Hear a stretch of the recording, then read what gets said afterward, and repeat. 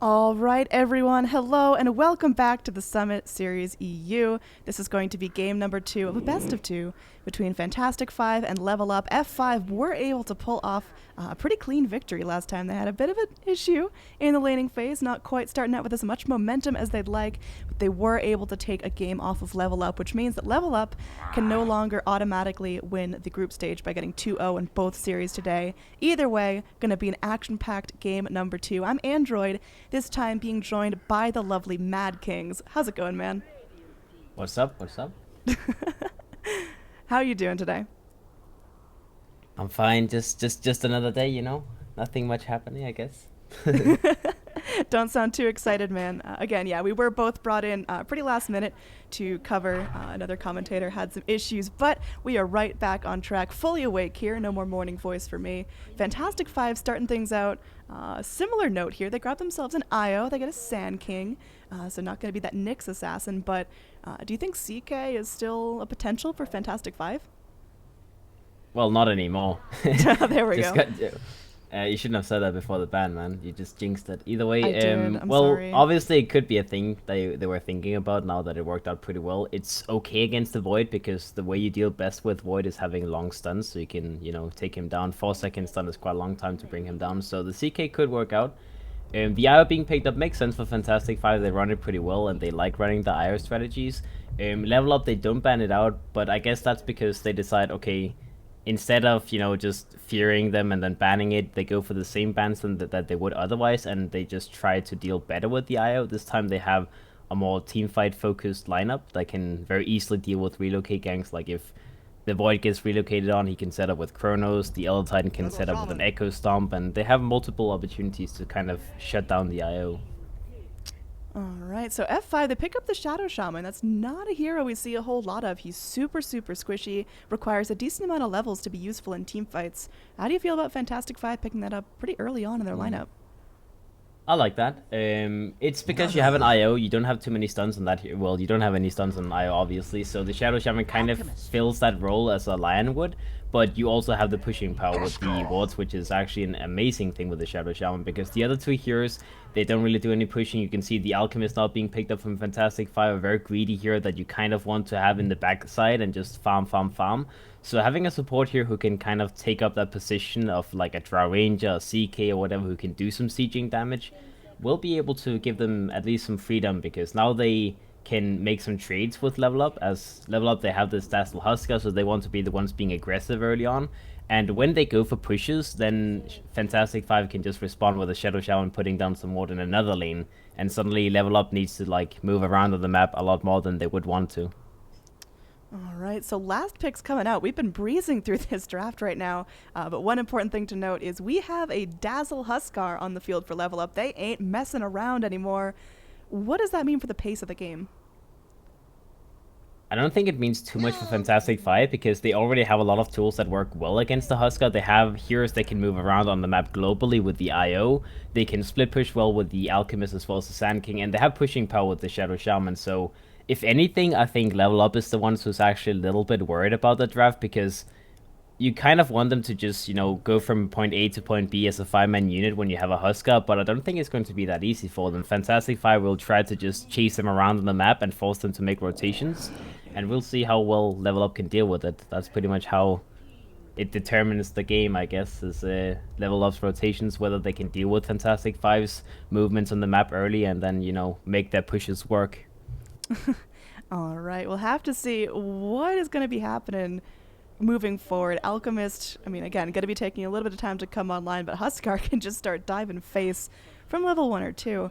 And I'm eager to see what the laning phases are going to look like. Who is going to be coming out on top in terms of mid matchups? Where's the farm coming in? Where are the ganks? Is it just going to be a bloodbath, or is it going to be that very calm, cool, controlled laning phase like last game?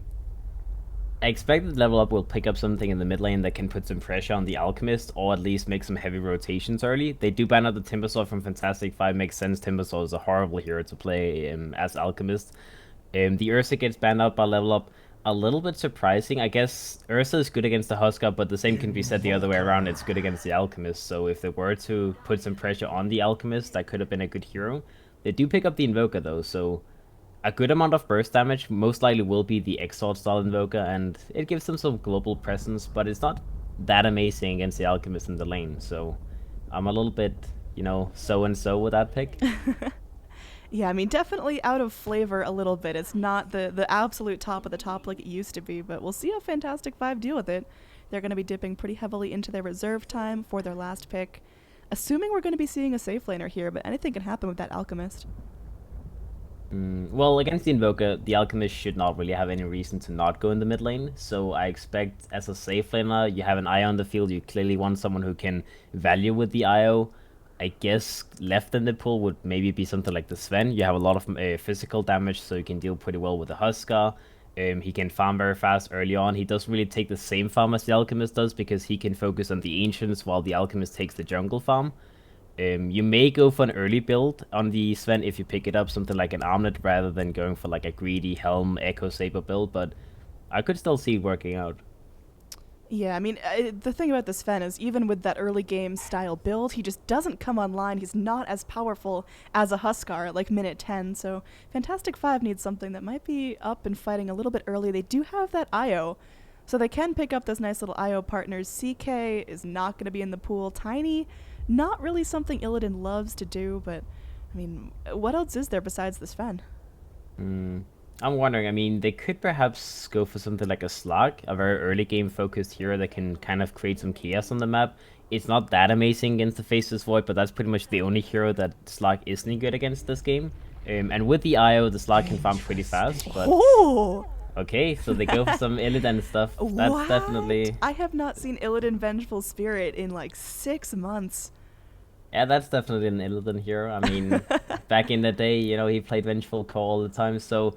Definitely an aggressive hero, and it makes sense. Like heroes like Sven, Slug, if they were to go for a Morphling or whatever, all of these heroes, they still want a lot of farm in the early game before they make movements, and the Vengeful Spirit can be online pretty much at minute 5 if you want to. You maybe get like Treads and then an Aquila, and then you're ready to fight, because the hero just does so much with just the spells it has early, and then any kind of small item will make it a lot stronger with the IO as well. Those two heroes can do a lot of right-click damage with the aura from the Vengeful, as well as just the spell output. Alright, so I worry about Fantastic Five's survivability up against a lineup that can do this much damage. I mean, there's not a whole lot of healing spare the Wisp, and once Wisp gets focused down, which we know that Level Up are going to be looking to do, it's going to get tricky to keep everyone alive. Venge, she can output a lot of damage and a lot of control, but I mean, she's just a little bit squishy. I think with Fantastic Five's draft, they just focus on the laning stage a lot. Because the Vengeful Spirit in the early game, when the Huskar has pretty much the same amount of farm, they can actually deal with him pretty well, since like very, very early game, before the 10-minute mark, before the 15-minute mark, he doesn't deal too well with magical damage. And they have a lot of stuns on the side of Fantastic Five. The Shadow Shaman, the Sand King, the Sun from the Vengeful, they can control him quite well. And then they just bank on the Alchemist getting like an obscene lead compared to the Huskar, like sitting on maybe a 6k lead in the mid game, and then it doesn't really matter if it's a Huskar or not, right? Yeah, I mean, I don't know. I have my doubts. I think I've been burned by one too many Huskars to think that you can underestimate this guy. Huskar is definitely one of those heroes, but same thing can be said for the last game, right? They ran a Drow strat. That's, the same kind of marks will be left on people when you play against Drow strats, but that didn't work out either, so... Fantastic Five, it's just, maybe they're just proving another of these, like, early game annoying heroes wrong. Alright, so before we get into the action, again, to recap, I'm Android being joined by the lovely Mad King, so give him some love for hopping in literally last minute. I messaged him like 5 minutes into the first match, like, hey, you got anything going on in the next hour or so? But, alright, we're gonna get underway here. Alchemist grabs the bounty with the Grievel's Greed, so he's already setting himself up for a pretty nice laning phase, flying in some goodies. Quelling Blade for last hitting, and Salve for just regen up the ass. And now yeah, it looks like the AI will be joining the Sand King in the bottom lane as well, perhaps, just to give him a good start. Makes sense. You kind of want the Sand King to not be alone until he's like level 2 or level 3. Yeah, hopefully he'll be able to get what he needs to. Again, Caustic Finale makes Sand King laning phase pretty easy, but you never know. I mean, he could get punished pretty heavily. There is going to be a rotation in. Dazzle Huskar up against even the most formidable offlaners is still something real tricky to go up against. The Poison Touch Dazzle too, just to add on to that cancer.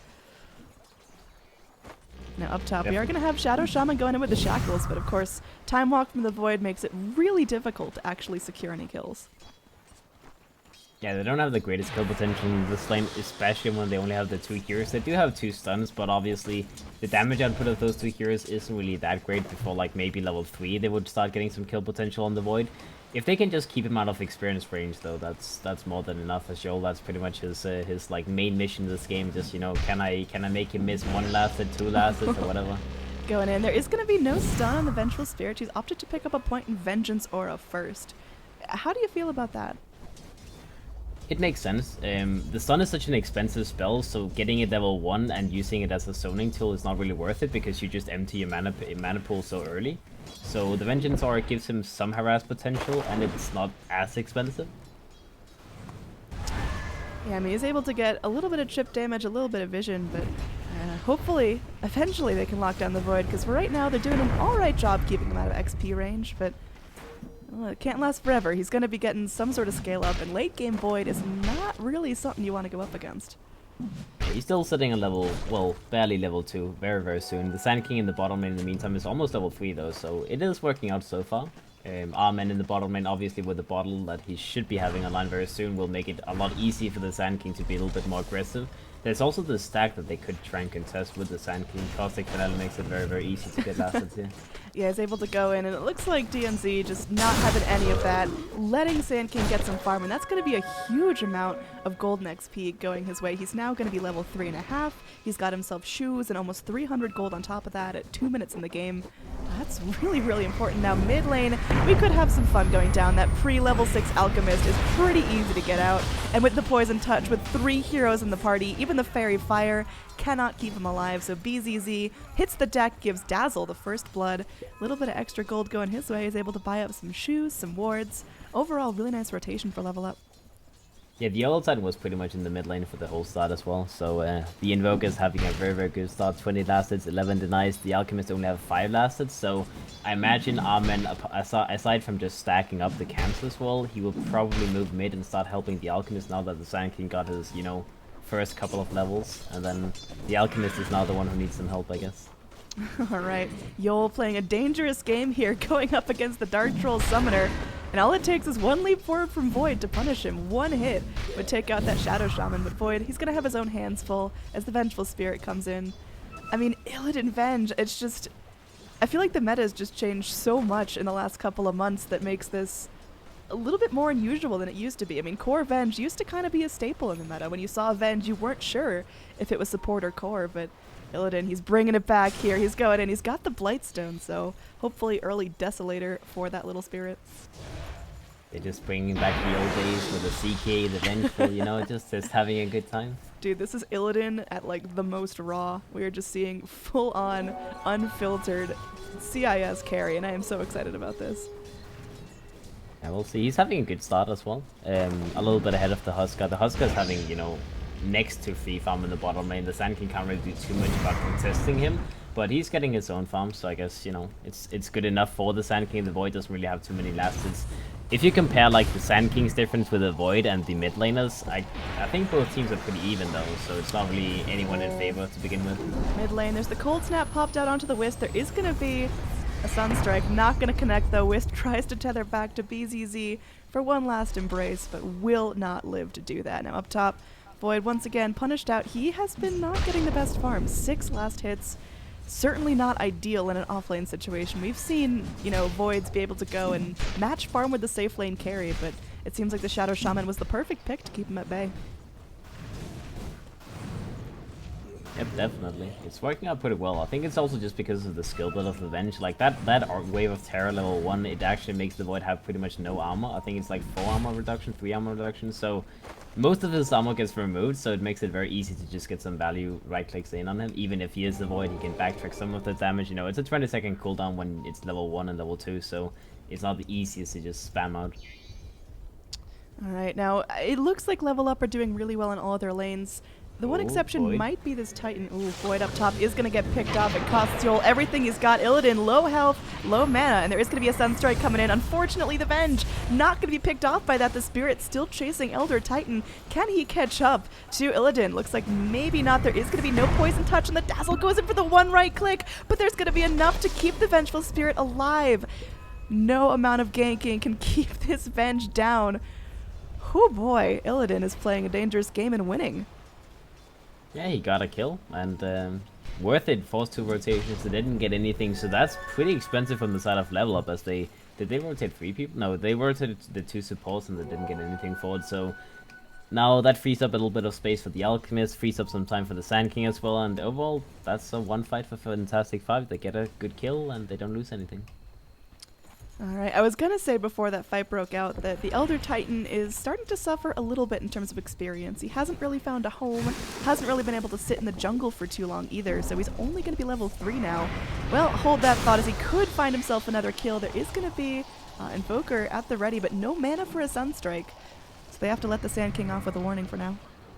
Yeah, the Sand King was trying to make a rotation onto the Invoker, but clearly they saw that coming and they tried to get a kill on him Oh, instead. Faceless Void. Can they keep him locked down for long enough? They do. He had the time lock, but he just couldn't break those gosh darn shackles.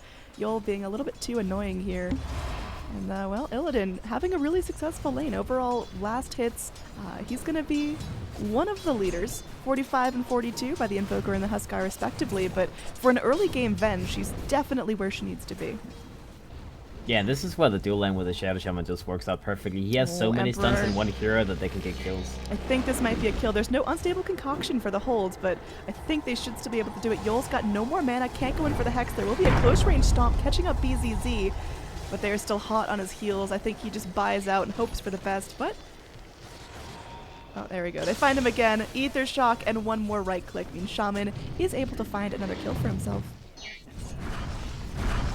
Yep, and this Shadow Shaman's already paying off. You know, one here with so many control spells, so many stuns, and he's just getting kills for the team stuff by doing this. Alright, now let's talk a little bit about the Huskar here, because he's getting pretty good last hits. He's getting decent farm, going for the armlet, should have it up fairly shortly, but not as much aggression as I expected out of Waga in the early game. Well, it's pretty normal. It is 8 minutes into the game and he does have his armlet completed, so you may see some rotations come out soon.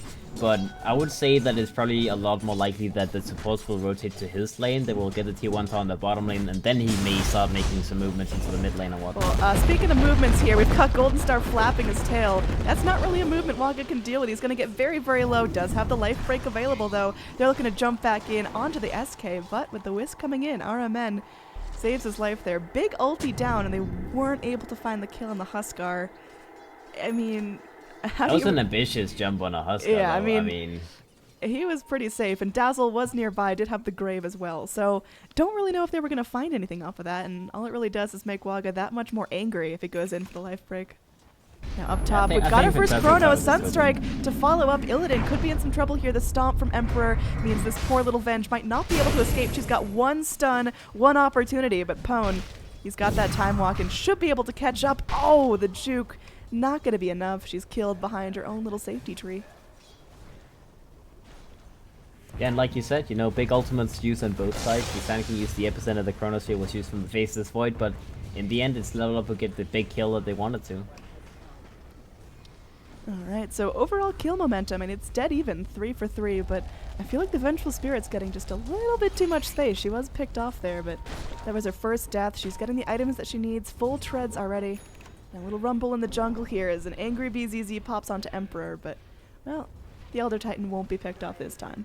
He just gets a little bit of vision for his team, a little bit of rotations, but he's still only level 4 at almost 10 minutes in. He needs that Earth Splitter. It's such a crucial component of the level up team fight.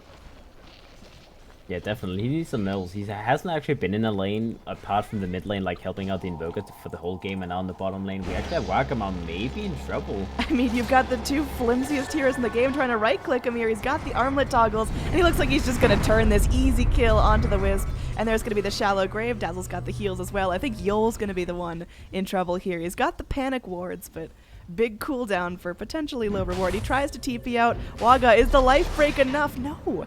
Not going to be able to punish the Shaman, but unfortunately Wisp does hit the deck. So Again, very ambitious to try to go onto that Huskar, especially as a Wisp and a Shaman. I mean, collectively, they hit for like 100 damage. Yeah, I mean, even with, as well as the armlet being on board from Wacom Armor, that was very, very low kill potential. Unless they used the Shadow Shaman wards, I'm a little bit surprised they didn't. I mean, sure, you want to get towers with the Shadow Shaman wards, but considering they were going for the kills anyways... Oh, mid lane. Speaking of going for the kills, Golden Star, he's trying to take someone down with him. He knows he's going out, but the Caustic Finale does finish off the Invoker. So overall, I mean, that's pretty worth. He doesn't get any experience though, so I guess it's an even trade, but shutting down the Invoker is always good, especially because there was 3 people in front of him. They shut down the push at the same time, so I think the Sand King is okay with this trade-off, because now they can't really push the tier 1s on the mid lane. BCC is in the mid, just using that acid trade with the Dazzle is... Okay, that's far away from your home, man. Pwn gets destroyed. Illidan, with a very cheeky rotation from behind the tower, is able to finish him off. So this Faceless Void is having a really tough time. Only 42 last hits at this point. Not really able to pick up a whole lot of items. Only sitting level 8. And overall net worth, it's going to be slipping towards that halfway mark while this tower is going to start to crumble, and Illidan works his way up this ladder. Yep, and BCC on the Alchemist, he has a lot of farm as well, so this is something that Level Up, they need to start just doing something about the Alchemist, because he's sitting on 2,000 gold on top of his armlet, and sure, they're starting to make some movements to trade towers, but it's a 1-for-1 tower trade, and the Alchemist is that ticking time bomb. Like, with a Huskar strategy, you don't want this Alchemist to just be allowed to free farm all over the map. Yeah, he's got himself 2k gold on top of that armlet completed already, so Relic not too far off for him. Do you think Level Up has to be more active in terms of smoke ganks? Do they have to be pressuring their lanes more individually? What's the best play to keep Level Up ahead? I think the best play right now would be that Level Up, either they try to make a smoke rotation with the Void's Chrono, or they just try and take the tier 1s on the top lane and then like straight up go for the Roche afterwards, because the early Roche is the way that they can keep themselves ahead of the Alchemist, and they don't have to worry about actually killing him, but they just, you know, they get more farm by getting objectives than he can farm in the jungle. But same, you know, they just need to make some big movements, get some objectives taken, that's for sure. Alright, so time to check on item progression here. Sand King, he's saving up here. Hopefully going to be that Blink Dagger up in the next 4 or 5 minutes. Is that possible for him, and what kind of impact is that going to have?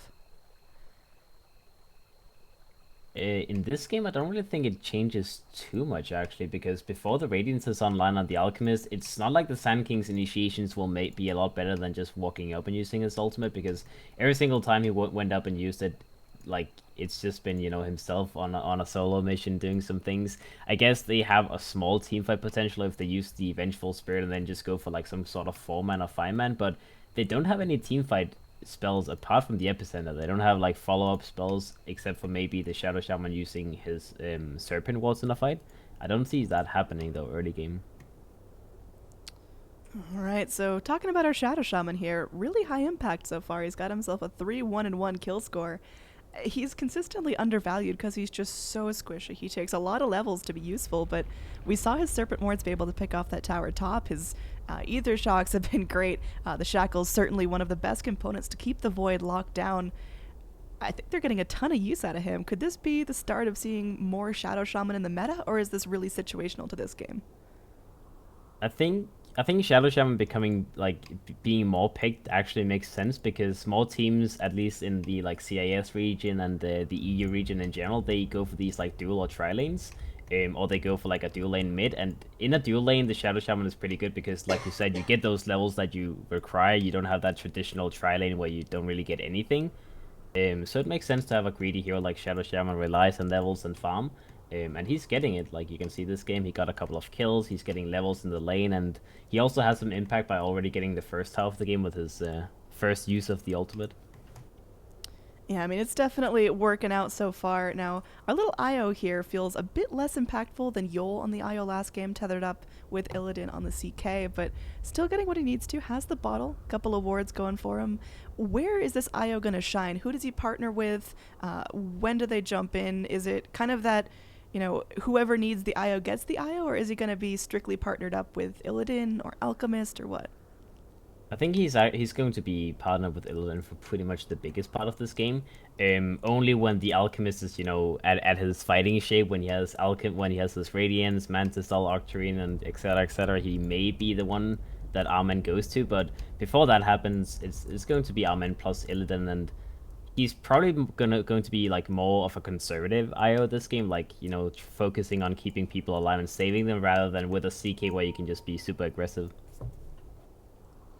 All right, so we got some arcane runes in chat here. Both teams eager to get underway, but got to reset to get the best Dota possible.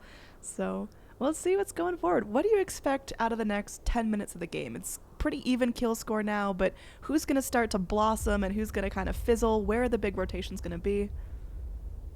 It's going to be pretty much all on level up right now, because Fantastic Five, they will, as much as possible, just be passive about the game and farm up. So it's level up's movements we have to, you know, keep a watch of. The Roshan should fall down within like 3 to 4 minutes with the Husker on board. We could see a big team fight actually happening at the Roshan pit, but I don't think Fantastic Five wants to fight that right now, especially not with having the Serpent Ward on cooldown. So maybe level up wants to make a rotation there. Yeah, I mean, it's ambitious. Your right-click damage is a little bit weak right now. The Huskar obviously able to dish out a little bit, especially with the armlet completed, but Void not hitting too hard. Invoker still needs a couple of items before he's really online. He needs to get those levels, get that level 2 Invoke, but all right, we've got pauses. Hopefully that sorts itself out pretty soon. Waga needs to get himself together. But yeah, Huskar, how do you think he's going to be skilling up? He's got himself that Morbid Mask. Does he go, you know, full out Satanic, or does he stop after the casual lifesteal and go for a next big item? I would say just the standard build, which is, you know, these days it's Armlet, Helm, Dragonlance, and then you decide on the next item something like a Heaven's Helper. That's very common as well. All right. So again, these teams, they know each Captain. other pretty well. It's not like we're going to be seeing some straight up rivalries, but... Okay, Waga. Yeah, Waga, don't sound too sad about that. I've talked to you at TI. You freaking love Huskar, dude. Yeah, this is, he's just trolling them, man. Yeah, and they're just making up some fun excuses now. We'll see if we're actually able to get underway. F5 waiting on the go for them. And down bottom, maybe we're going to see some sort of gank attempt onto Pwn. There is going to be that Sand King waiting in the wings with the Burrow Strike. But again, to keep him locked down takes so much. Got your Illidan there going in for the swap. There's the Burrow Strike to follow through. And the missile, that's plenty of damage now. Golden Star is going to get life broken, but immediate Sandstorm, and there's no vision. Sand King knows that. He's just going to sit there, walk away into the tree line, and should be relatively safe. He goes in. Sunstrike not going to latch. Unfortunately, no vision means that Waga can't reinitiate with another life break.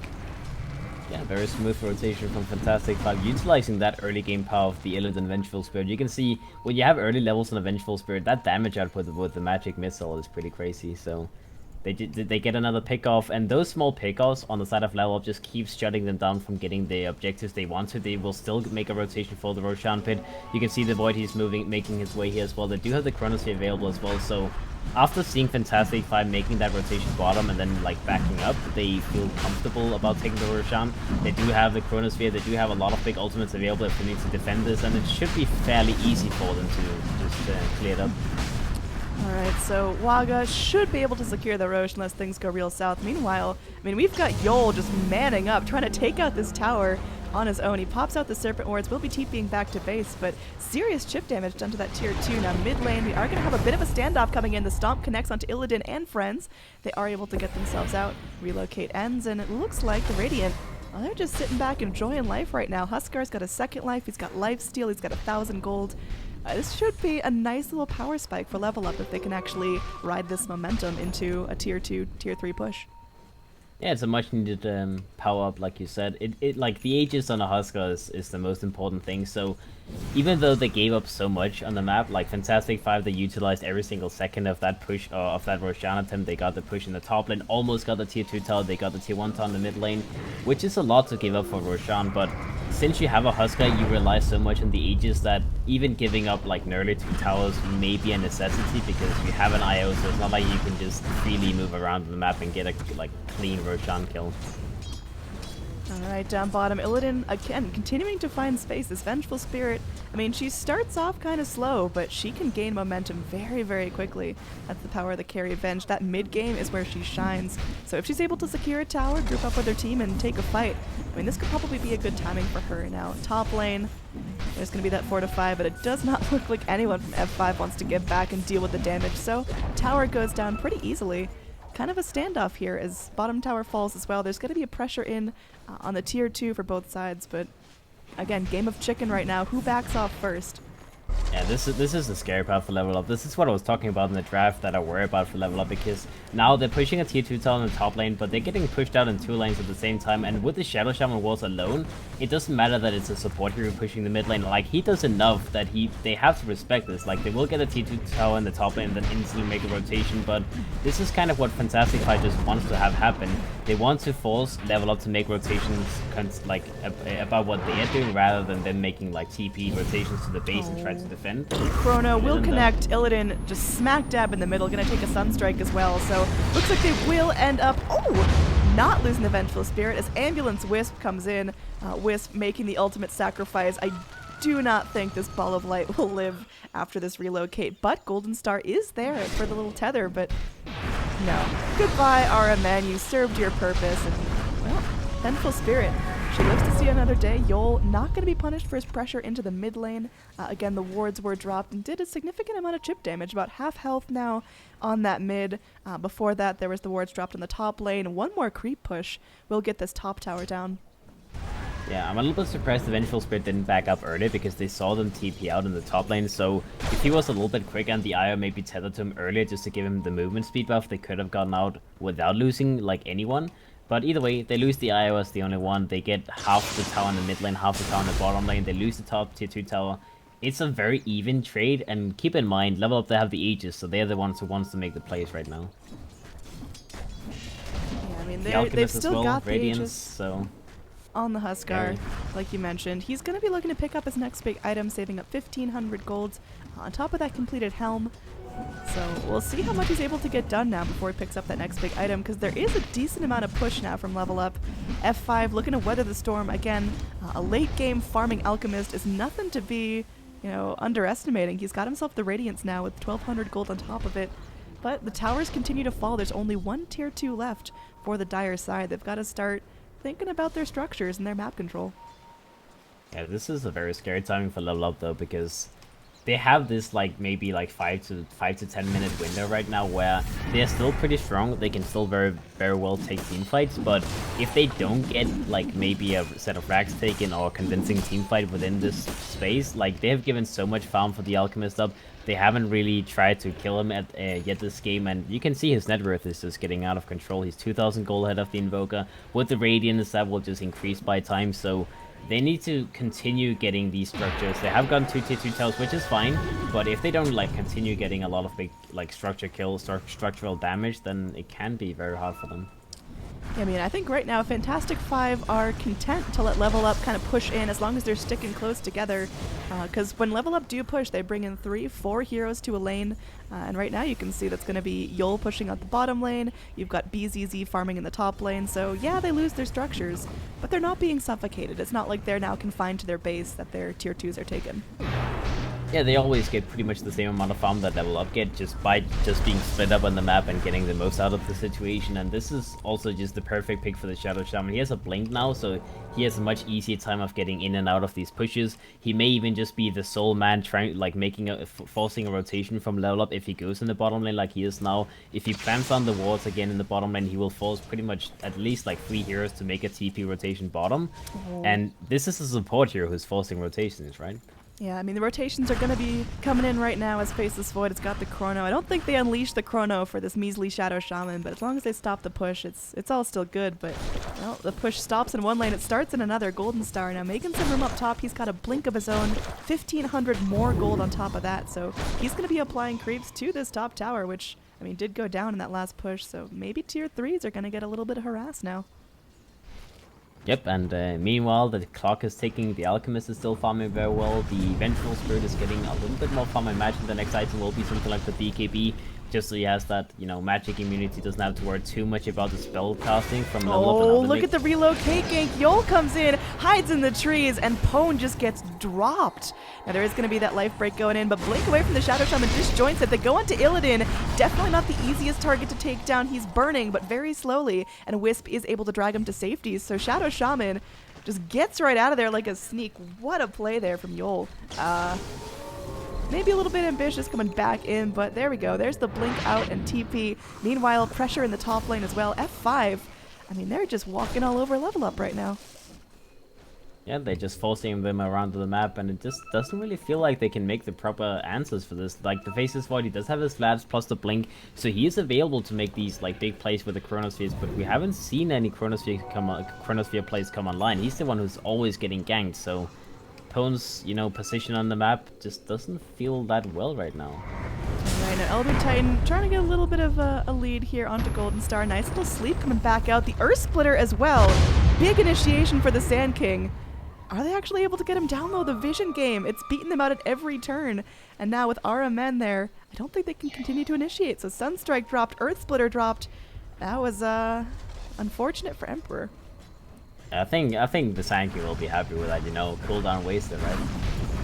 Yeah, absolutely. I mean, it's F5 kind of playing that brat game, going in, forcing rotations, forcing spells, and backing off completely unscathed. And the later this game goes on, the more it is going to favor F5. Now at the 21-minute mark, Huskar should be, you know, about at that first real power spike, but he's still not raking in the kills, only 102. Now there is going to be a 3 seconds left on that relocate, but no, Io not going to live long enough to get back to safety. I was maybe a little bit too ambitious for the IO though. A little bit far forward, but either way, keeps F5 occupied, but there is going to be another push down in the bottom lane. Yeah, this is just, you know, over and over again. Level up, they will just give up this tier 2 down the bottom lane. They know that they're just being played around the map right now, so they need to give up something in order to continue these pushes, and that they will go for the tier 3 tower. And this is where Fantastic 5, if they can hold, they will be in a very, very convincing position this game. Waga is going to get jumped up. He's stunned out just a little bit. Now there is going to be the follow-up here. Can they actually get down this Huskar? He's healing up to the best of his ability. Meanwhile, there's a Chronosphere 2. Are caught out the Sunstrike onto Illidan. He's their priority target. They get down the Vengeful Spirit, but meanwhile, there's going to be an epicenter. 5 heroes sitting in the middle of that. Oh, golly gee. Deafening Blast holds back F5 for now. They are all sleeping, courtesy of the Elder Titan. But either way, the towers, they stay up. F5 do lose their core, but they take out the Huskar in return. So this fight going pretty well for F5. They got up what they needed to, including one hell of an epi. Yep, I mean, even though it's a 1-for-1 pick-off, and the gold actually favors level up, like you said, it's still very much worth it for Fantastic 5. They hold, they don't lose the tower, they waste the Chronosphere on the Faceless Void, and they get a 1-for-1 trade, so that's exactly, like, that's pretty much the perfect dream you could wish for there. There's no way that you're gonna get, like, a clean defense there, but getting the kill on the Huskar of all people is definitely a big one. Yeah, I mean, there was so much committed to that fight, and with Huskar still down, F5 can feel safe pushing, because looking at where the damage is coming from, Void, he's just not hitting hard enough. Even with a solo Chrono, I don't think he can finish someone off on his own. Invoker is doing a decent job. He's got the Aghanim Scepter now, so starting to be a little bit scary, but Huskar is really where those right clicks come from. So if Huskar is down at the beginning of the fight, F5 can just keep pushing forward until Level Up are the ones to run away. Yeah, and you can see Wakaman, he's also banking for this like 25-minute timing. He buys the BKB, which will block a lot of the damage from the stuns from Fantastic 5, and he's just aiming for a very, very good fight now. Oh, relocate coming in. Waga gonna be plucked off once again. He dies, he respawns, and just gets destroyed over and over again. Unfortunately, that's gonna be his second death, but second in a row is really, really brutal. You talked about this being his timing. Well, he's been dead for now half of his timing. Yeah, this is scary because now Fantastic 5, they know he doesn't have buyback because he just finished that BKB. They just saw the BKB being completed, so they should know that the Huskar's not here. They will pop down the wards.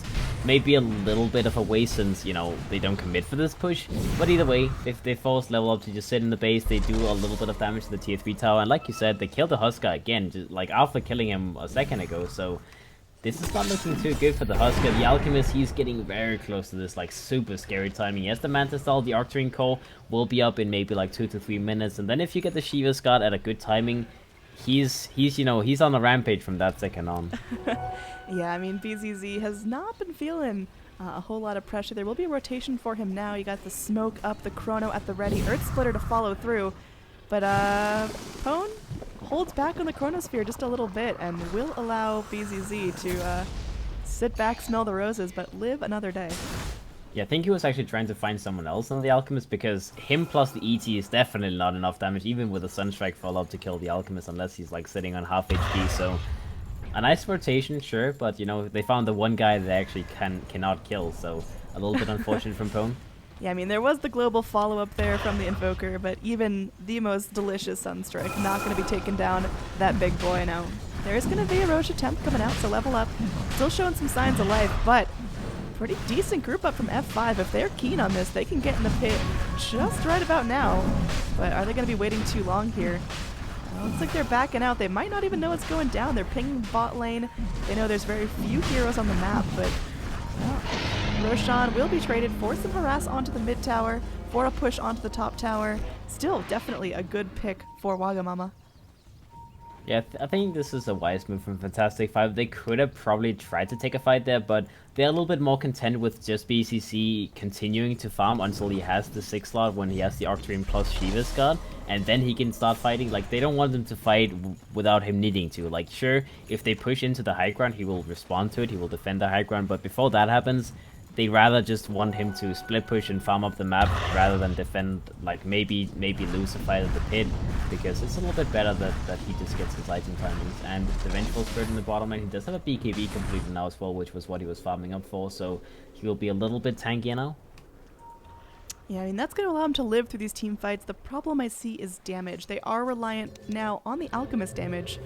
We'll see what he's able to do. There will be a tier 3 push. BCC comes back in. Immediate chrono to follow up. The Sand King, he's ready though. He's got the Epi. Waga is going to be stunned up. Illidan doing what he can to keep him at bay. Life Break comes in deep, but Illidan shows off the BKB. Now Waga with his own BKB, not going to be living through this. There is going to be a shallow grave popped out by the Dazzle. Dust comes in from the Radiant. We'll see if they can catch out any heroes in the dive, but the swap back in. They want to lock down Wagamama. Is Golden Star man enough to do it? He goes in for the Burrow Strike, but Waga continues to slap away. There's no more vision. They do get down the Aegis. Unfortunately, the Sand King continues to burn the Radiant. Looks like they are content with this fight so far. They're continuing to pressure forward. There will be a stun coming back in. BZZ, is he going to try to take on Waga? It's dangerous. They don't have the Dazzle Grave available. The mana just not quite there, but I think this is going to be the breakup of the fight unless BZZ just keeps manning up and going forward. Waga turns for the life break, but the Manta off very nicely timed from BZZ. Now channeling up another stun. It should connect. He's still got the armlet. Now Dazzle does have the grave again. I think this is going to be it. Meanwhile, Pwn trying to man up on BZZ on the backlines, but man, that Void is not full health. Not exactly the best time to try to fight a full health Alchemist, so fight stalls out. It will be a 2-0 in terms of kills. Tier 3 goes down, but in the end, F5 still do force back level up. It's not a Rax just yet. Yeah, and meanwhile in the top lane, the Shadow Shaman just popped down those wards again, and look at the damage that he did on the other side of the map in the meantime. Yeah, I mean, in terms of Rax advantage, now F5 are sitting ahead. This slow, steady rat from Yol is really paying off, and he doesn't even go down there in that fight. Yep, and he's actually also having so much gold banked up, so okay, it looks like he may go for... Okay, I was gonna say an Acronym Scepter, but it looks like he's going for the Octarine Core, so he wants to have a little bit more of an uptime on his ultimate. I'm not really sure that's the best play though. The Acronym Scepter seems just like the better opportunity, but he rather wants to just be able to use more wards rather than, you know, better wards, I guess. Alright, now Epi on the mid lane, Illidan to follow up. Everyone getting destroyed. 2 heroes dropped. There will be a life break here. RMN most likely dropping down. Mech there, not going to be enough to save his life, but now Illidan's BKB'd up, wants to continue to fight. Emperor easily picked off. Waga, he's still walking around, picking his next target. There is a chrono available on the Faceless Void. He's going to pop it out, does latch onto Illidan. Now buyback from the Invoker. He gets himself back into the fight. The Deafening Blast keeps Illidan at bay. Can he actually live through this? The Cold Snap, will it be enough? There's going to be the Unstable Concoction popped out. Oh, they get the kill on the Faceless Void. Now Waga focuses down Yol, but they can't cut through that invisibility. The vision game proven too strong for F5. Level Up have to retreat with their remaining heroes, so buyback forced on the Invoker, 3 additional deaths on the board. F5 definitely coming out on top of that one. Yeah, that was a huge buyback from the Invoker. I'm sure the Invoker buyback actually didn't even get anything now that I think about it. He almost got the Vengeful Spirit kill in the Chronosphere, but not getting that kill at the very minimum using the buyback for that is kind of dreadful, because now if you take a look at the net worth lead, Fantastic 5, they are suddenly just spiking ahead very quickly. They're 10,000 gold ahead. The Alchemist is at that 10k lead above the Invoker, and This is now pretty much turning into the Alchemist show. He almost has enough gold to finish up that last item.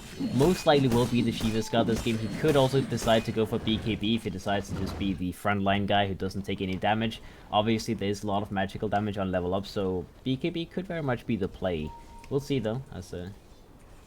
Actually, no, never mind. He has the Shiva Scud almost completed, so he does go for the standard build. He doesn't want to switch it up. And there we go. He's ready for it. All right, so Alk now gonna be picking up that momentum. It is now 30 minutes into the game. Alk still flying on that net worth chart, almost doubling up the Invoker's farm. We do have the Vengeful Spirit, you know, not exactly on par with the Invoker. She's a little bit poorer, a little bit more fragile still, but with the Alchemist now peaking, I don't think that's going to be too much of an issue. I think they've still got the damage. Now, there was a scan from the Dire, does reveal the Radiant rotation here. And they're just going to use that opportunity to go in to the Dire jungle, or rather the Radiant jungle. Look for some picks. You've got Alk leading the charge. He is just seething, looking for something. He's going to pop his Manta, walks right into the cluster of heroes. Immediate stun there onto Emperor. He sprays out that Shiva's Guard. He's going to be falling a little bit, but now Illidan comes back in, pops the BKB. They get the pick onto the Elder Titan. And looks like there's going to be this Dazzle putting out the Shallow Grave, but is that going to be enough to keep everyone alive? I'm not quite sure, as Waga is going to be punished on the high ground. The relocate ends. Unfortunately, they lose a huge component of their damage. It's now Illidan first the world. They bring in Golden Star. The Sunstrike, though, Illidan taking a little bit of damage, but they get the Huskar down in the end. Everyone on F5 still relatively healthy. Alchemist moves forward. And there's the swap back. They should be able to pick off the Invoker. Double buybacks come out from the Huskar and the Dazzle, respectively, but I don't think that's going to be enough to stop this monstrous push now coming out. Yol dropping the wards. Illidan still up. BZZ still in great shape. And these racks are going to be soon to go down. If Huskar wanted to jump, there's just no clear target to get on. Even Yol would be saved by RMN at this point. So easy lane of racks go in the way of F5 and level up. Feels like they're losing a little bit of grip on this game. Yeah, this is pretty much what I guess was maybe expected, because after using the second Aegis on the side of level up, they didn't get that set of racks in the mid lane. They actually lost in terms of buildings, because they lost the racks in the top lanes, and now, you know, BCC, he's been farming the whole game, he's been untouched the whole game, and now he's ready to fight, and this is just where the Huskar strat doesn't work anymore. Emperor just respawns. He wants to live through this so well. Goes for the defensive Yules, but oh, nice chrono here from Pone. Could look to stall things out. Gets a nice time dilation onto 3. Golden Star. He's burning down. Now Waga going in for the life break. Tries to target Illidan. Now changing targets onto Yol, but everyone, again, still up. Mana is running a little bit low, but gosh, the swap back. Waga cannot afford to go down here. He bought back for the last fight, and he will have a dieback now. The GG called out as Level Up just lose all their damage. And F5 take a very, very nice 2-0 series. Level Up was doing phenomenally so far in the bracket, but man, you cannot underestimate Illidan getting that carry avenge. So excited we got to see that again. Yeah, he played very well in that carry revenge. He did pretty much what he had to do. Like, they kept finding those kills with that stun duration they had with the Shadow Shaman, then the Vengeful stunning up, and they could just very easily get a pick off on Wakaman with the Huskar and repeatedly killing Pone on the Void, and just those small plays plus the Shadow Shaman getting tower advantages, like, you know, even just, you know, getting the set of racks in the top lane while they were defending is just too much for the level up strategy to work. They have a Huskar strategy. They need to get those pushes as fast as possible, and if they lose the pushes, then it's just over, right? Especially when you have an Alchemist just waiting to do his thing. Alright, so that's going to do it for us here today on the Beyond the Summit coverage of the Summit EU series. I'm Android, that's Mad King, so please feel free to drop us both a follow on Twitter. I'm at Android with 2 E's. He's at Mad King's Dota, I believe, right? Yep. All right. Mad Kings with a Z. So anyway, thank you guys so much for tuning in. Thank you, Mad Kings, for hopping on. This is going to conclude my coverage, but we're going to kick it over to another caster here for the next series. It's going to be not quite sure. I was brought on last minute and didn't see the schedule. So nice surprise coming up. See you guys in a few.